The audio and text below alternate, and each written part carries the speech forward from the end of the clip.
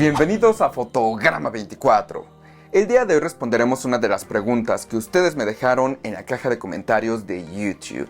Si al igual que Rex te gustaría hacer la siguiente pregunta en un próximo video, me puedes escribir en Instagram o Twitter como davidarce-2, en la página de Facebook de Fotograma 24 o aquí mismo en la caja de comentarios de YouTube. Y bueno, lo que Rex Kaiman nos comenta en esta ocasión es lo siguiente. Yo tengo una duda y no sé si alguien de ustedes que sí le sabe al cine me la pudiera responder.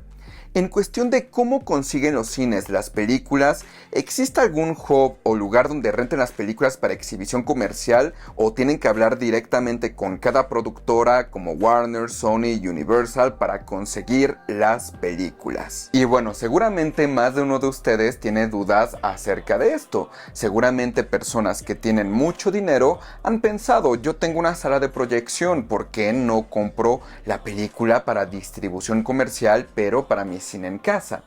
Bueno, pues esto no es tan sencillo. Digamos que el negocio del cine se divide en tres partes en cuestión de mostrar una película en cines. Lo primero, pues tenemos un estudio que produce una película. Esa es la parte de la producción. Posteriormente tenemos otro negocio, otra área de este mismo proceso, que se llama la distribución, que ellos se encargan de la venta o de la logística de exhibir una película, y posteriormente tenemos la parte de justamente los exhibidores, que son los cines que proyectan las películas. Primero, hay distintas maneras como se puede distribuir o exhibir una película. Muchas veces sucede que un cierto estudio o un estudio independiente termina creando un filme que es bastante pequeño, que tal vez no va a tener un gran éxito mundial, no es Avengers, no es una película de Pixar, sino es algo mucho más pequeño. Entonces lo que se hace es crear la película y posteriormente se busca que alguien más lo distribuya. A veces incluso, por ejemplo, el propio Warner puede llegar a crear proyectos y unirse con otras distribuidoras para mostrar o proyectar una película. Por ejemplo, eso pasó con Blade Runner 2049. Blade Runner 2049 fue producido por Warner Bros. Y en Estados Unidos fue distribuida por Warner Bros. Por su propia área de distribución. Cuando llegó aquí a México, pues sí, la productora, el estudio seguía siendo Warner Bros. Pero la distribuidora aquí en México fue específicamente Sony Pictures. Entonces, en ese caso es, una asociación que ellos realizan. De esa manera, que dividen costos. Las distribuidoras son las que se encargan, por ejemplo, del marketing. Entonces, cuando la distribuidora es la que se encarga de los pósters, las estas de palomitas que tienen una temática de alguna película, tal vez las funciones de prensa, las premiers, se encarga específicamente la distribuidora. Y ellos deciden a quién invitan a las funciones de prensa, ellos deciden qué mercancía promocional va a haber, ellos se encargan de absolutamente todo ese último aspecto. Entonces, pues al estudio le sale mucho más barato solamente haber creado la película, ser comprada por una distribuidora o irse asociando, y ya la parte del marketing la absorbe únicamente esta parte de la distribución. Obviamente también se puede hacer outsourcing de la parte de marketing. O sea, también se podría ir dividiendo, hay distintas maneras, pero básicamente es así. Y entonces esta distribuidora lo que va a hacer es llegar a un acuerdo con los cines.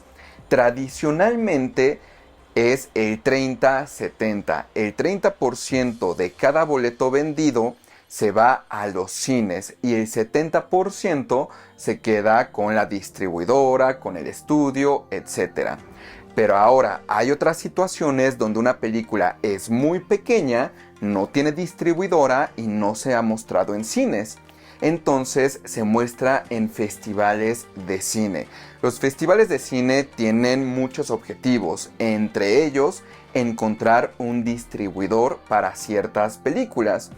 Entonces, una película que es muy pequeña se presenta en un festival, se inscriben, la muestran y tradicionalmente en la audiencia de esos festivales hay muchos distribuidores o representantes de una distribuidora.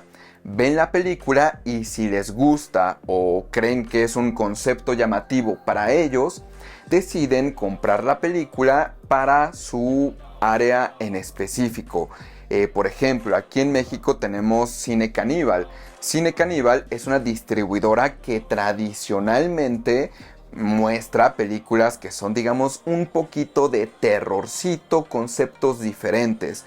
Por ejemplo, ellos mostraron esta película que se llama Raw.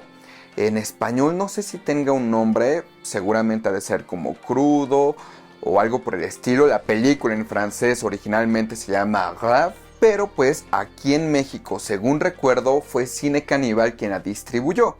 Y pues es una película muy buena, pero es una película muy pequeña. Seguramente en Francia tal vez el estudio que la creó fue el mismo que la distribuyó.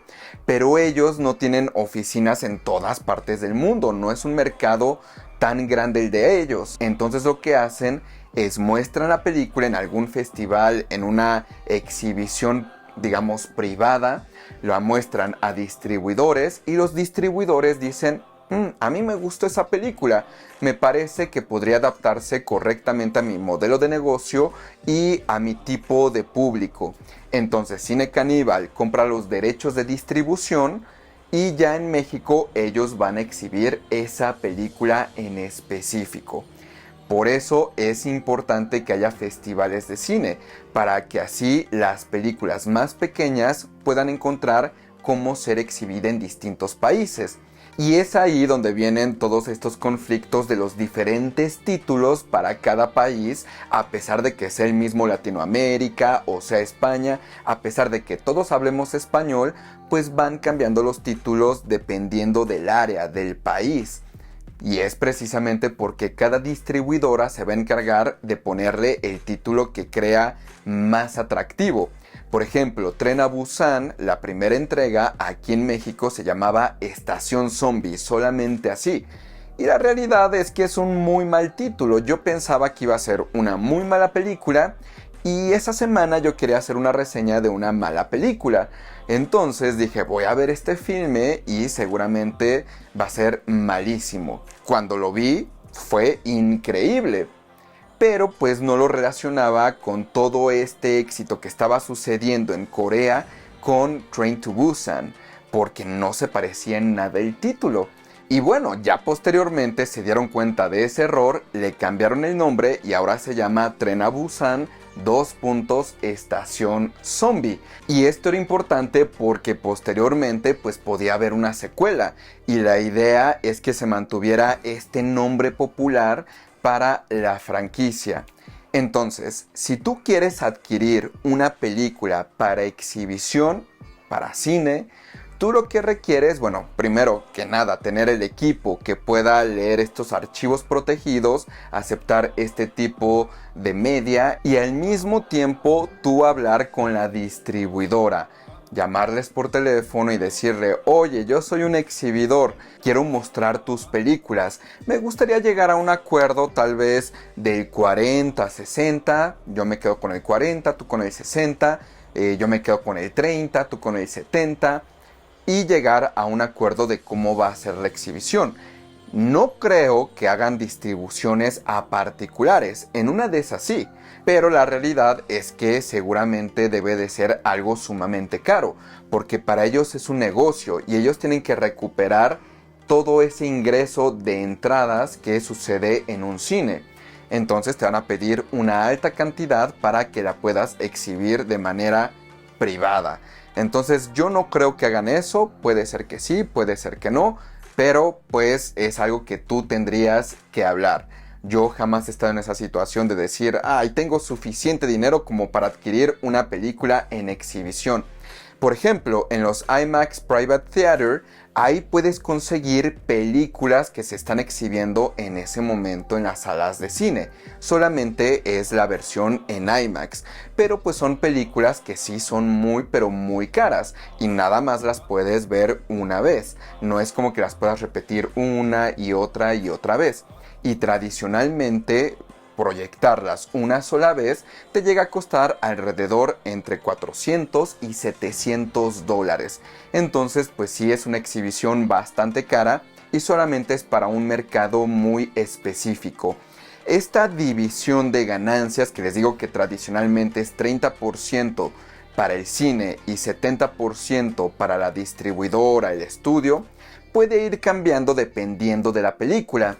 Hace ya varios años, cuando salió la película de Inception de Christopher Nolan, en algún punto Cinépolis dijo que no iba a exhibir Inception. Y esto es porque la distribuidora quería llegar a un acuerdo al ser un filme muy popular. Y pues obviamente ahí entran temas políticos de poder en el que un cine dice, si cedo en esta ocasión, cuando próximamente me traigan una película de Avengers, me van a decir, no, pues tú quédate con el 10. Entonces hay todo un tema político.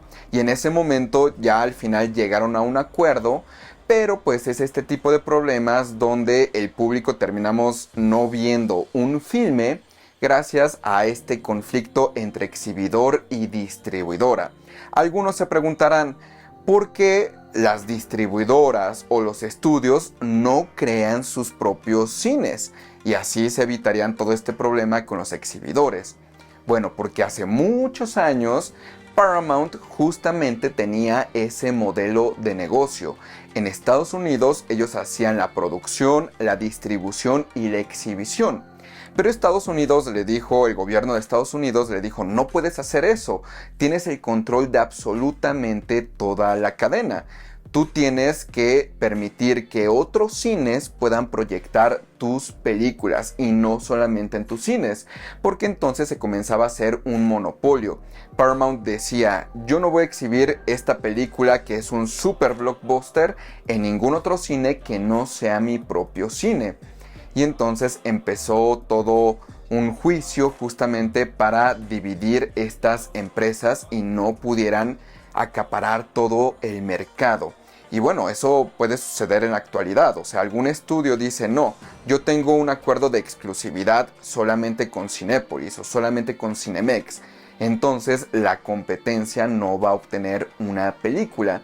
Pero pues son, digamos, acuerdos que son bastante costosos. Y bueno, derivado de esto es que yo siempre les digo que no entiendo cómo en Estados Unidos han permitido que Disney tenga su propio sistema de streaming, Universal su propio sistema de streaming, HBO su propio sistema de streaming. Bueno, HBO me refiero a Warner Bros. Tenga su propio sistema de streaming, porque justamente es lo mismo, pero ya no trasladado a los cines, pero en el mundo digital.